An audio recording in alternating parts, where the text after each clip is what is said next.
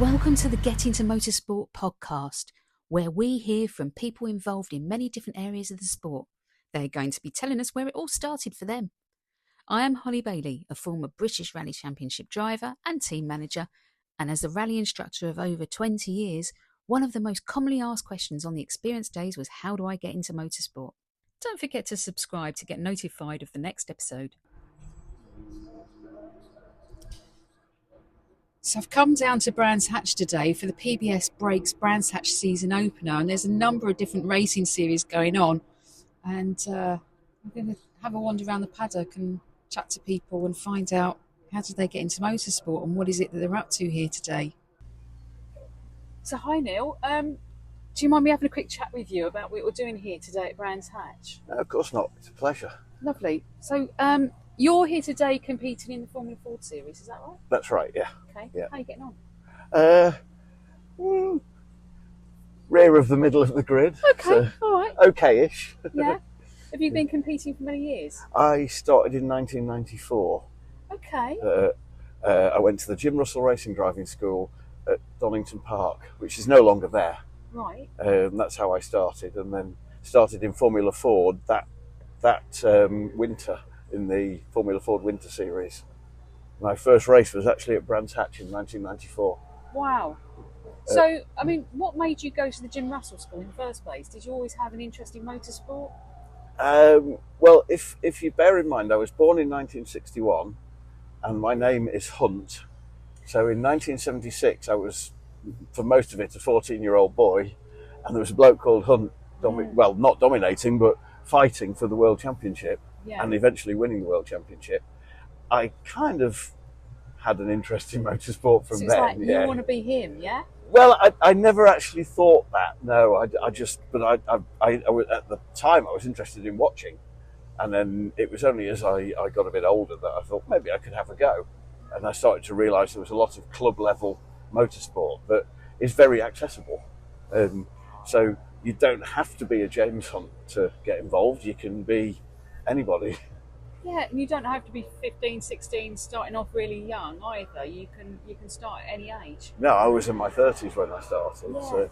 So, some of the quickest guys now are in their 70s. So, yeah, you can start any age. You can't expect to start at 30 odd and get into Formula One, but you can have fun. And in a Formula Ford, there's racing all the way down the grid. So you can have real high adrenaline wheel-to-wheel racing at any point on the grid. So yeah, it's very accessible. And the look on your face, I mean, it just shows the passion that you've got in it.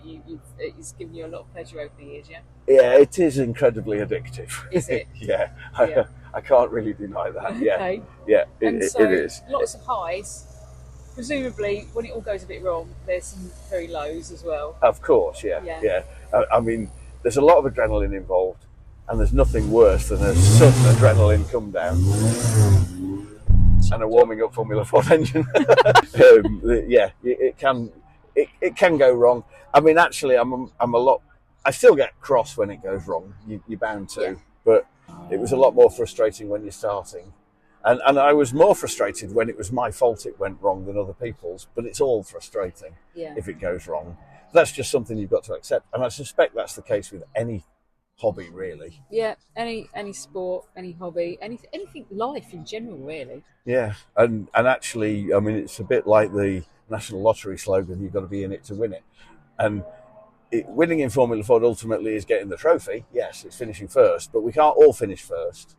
You can have a really good race for 13th, for 20th. It just depends. You know, I've had some of my very best races for lower positions at things like the Walter Hayes Trophy, where I know I'm not a contender, but it doesn't matter. No, it's been part of it. And it's the racing. It doesn't matter. I would say that adage that people throw around of it's not the winning, it's the taking part that counts, is wrong. You want to win. Yeah. And if you know you can't win, and you know, I've won races. I was better in the past than I am now. But if you know you can't win, you've got to set yourself a different goal to aim for. And So it might be a certain position, it might be lap times. It very often is lap times. Yeah. Can I get a better lap time than the last time I was at the circuit? But there's always a goal you can aim for, and there's always fun to be had. Yeah. And because it's not a profession, it doesn't matter too much if you don't get the trophy. It's very nice when you do. Yes. And I always think if you can run a good race in a very poor car, shall we say, that you think to yourself, actually, what could I do if I was in an all singing or dancing thing? You do kind of think that, and then you have a go in an all singing and dancing thing and find out that the single most important part is the nut holding the steering wheel. I have, for fun, there was a time when business got in the way of regularly going out competing. Right. And at that point, I did one race a year in a Formula 3 car at the Walter Hayes Trophy, and they had an all-comers race. You could enter anything, any single-seater in it. And I raced a couple of older Dulara Formula 3s, and then I raced one of the new BRDC F3's, as was, which had the new BRDC F3's, which was, in fact, I was the first person to race it because it wasn't, the championship didn't start till the following year. But the first team I ran with was a team called Lanan Racing, and Lanan Racing had just won the F4 championship with a young, unheard of racing driver called George Russell. So they were in pole position to get the first of the new cars. I did a test day and a weekend of racing at the Walter Hayes Trophy in that, and that's quite a sophisticated car. It's got all the paddle gear shifts and driver safety cells and loads of other stuff that you don't get in a Formula Ford. Yeah. And actually, it went quite well. It was good fun, but it isn't just all the knobs and bells that make the car go faster. It still needs somebody behind the wheel that has the skill. There's a certain amount of skill you can develop, and there's a certain amount that nobody knows where it comes from. Yeah. And if you happen to be called George Russell, he ticks all of those boxes. If you happen to be called Jos Verstappen, he doesn't, but his son Max did. Yes. But you don't have to have that. That's elite sport. Yeah. And sport doesn't have to be elite. Any sport is there at every level, right down to kicking a football around in the park or driving a Formula Ford around Branch Hatch on a Sunday afternoon. So when's the most exciting moment that you can remember? Any of the races that you've done, is there? It might have been actually the worst day. But I suppose the most exhilarating was winning my first proper race. I won a race at Jim Russell Racing Driving School, but that's not a proper race. That's a school race. Yeah. But I won my first Formula Ford race at Anglesey. We're about to be told we need to get in the car. No problem.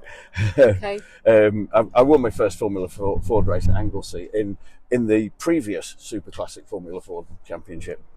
I suppose that was quite special. In fact, I very nearly fell off after the checkered flag because I forgot to slow down, and it was a very wet race, and I suddenly got to the first corner.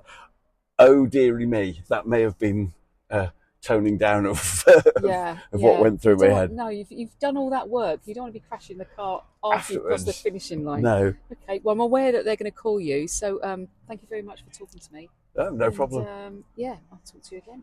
All right, cheers. Thank you. Thank you to Neil for that insight into racing a Formula Ford, and thank you for listening.